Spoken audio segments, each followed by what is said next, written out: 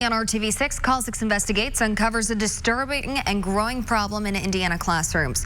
Student outbursts and disruptive behavior, and our teachers are getting hurt by the hundreds because of it. Call 6 Investigates' Kara Kenny joins us now with why this is happening and what is being done to address it. Call 6 Investigates has uncovered a disturbing problem in classrooms across the state. Teachers getting hurt on the job by their own students.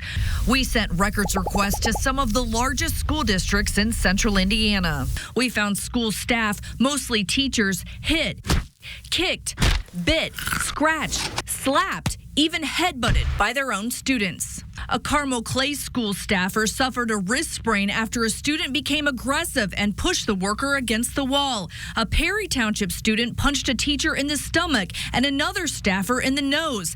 And in Wayne Township, a teacher suffered a concussion after breaking up a student fight and getting hit in the eye. In all, we found 737 staff injuries caused by students over the last 2 years. That's just for 8 of the largest school districts we surveyed. Teachers being punched, hit, kicked, their hair pulled, bleeding, things like that. What do you think when you see that? Well, it's always extremely disheartening when you see these things happen.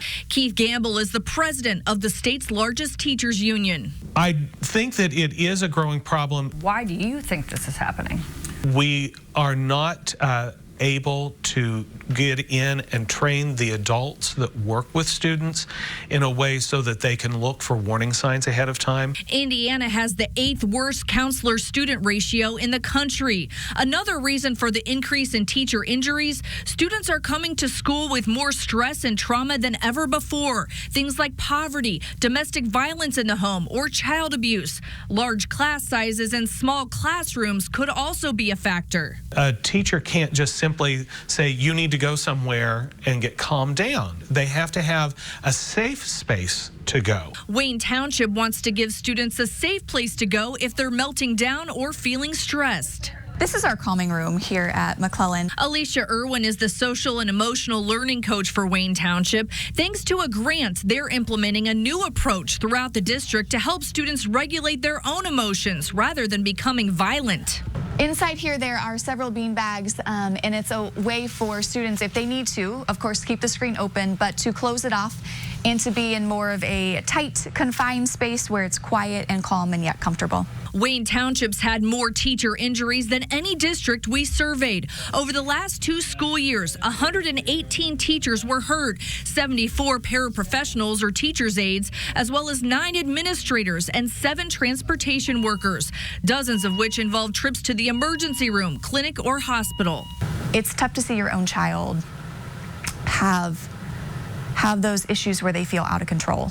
And as an educator, you think of all of those kids in your classroom as your kids. Wayne Township tailors its approach to each child's needs, such as if a student has anxiety or autism. Social and emotional learning is quite different than traditional approaches that crack down on bad behavior with harsh discipline. We find that doesn't work. Making a kid sit on the line for recess every day because they don't have their homework, it's obviously not changing the behavior. Wayne Township emphasizes they still hold students accountable for their actions. Children haven't changed, childhood has.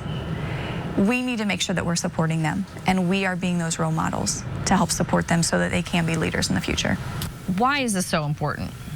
Our kids are our future.